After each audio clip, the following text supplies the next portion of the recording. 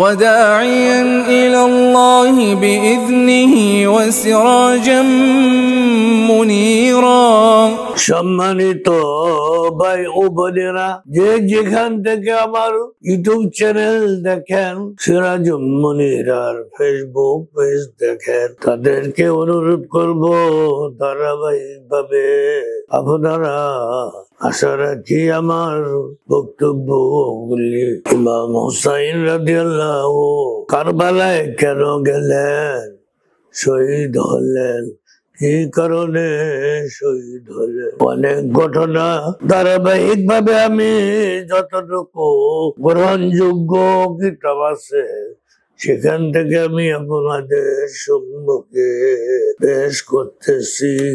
আল্লাহ সুবহানাহু ওয়া তাআলা সঠিক যেন বলার তৌফিক দান করেন, আমিন। এইবার আসুন, ইমাম হুসাইন রাদিয়াল্লাহু আনহু নিরুপায় হইয়া মদিনা হতে ইমাম হুসাইন রাদিয়াল্লাহু আনহু এর হিজরত হয়েছিল কোথায়? ওয়ালিদ ও মারওয়ানের সাথে সাক্ষাতের পরবর্তী ঘটনা সম্পর্কে মুহাদ্দিসিনগণ লিখেছেন, ওই দিন ভোরে অর্থাৎ ৬০ হিজরি ৩য় শাবান হুসাইন রাদিয়াল্লাহু আনহু মক্কার দিকে রওনা হন। আব্দুল্লাহ ইবনে আব্বাস ও আব্দুল্লাহ ইবনে জুবায়ের রাদিয়াল্লাহু আনহুম তার খেদমতে উপস্থিত হন।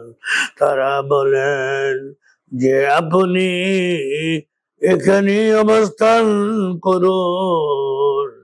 তিনি বললেন, রাসূল খোদা সাল্লাল্লাহু আলাইহি সাল্লামের তরফ থেকে আমার উপর নির্দেশ আছে, আমাকে সেই নির্দেশ পালন করতে হবে।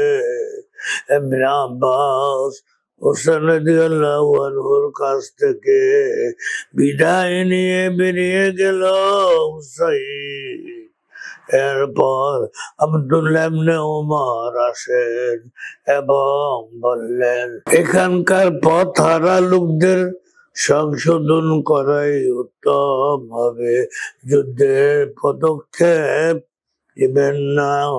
তিনি বলেন, আম্মা আলিমতা ইন্না মিন হাউনাই ইন্না মিন আওয়ানিদ দুনিয়া আলাল্লাহি আন্না রাসা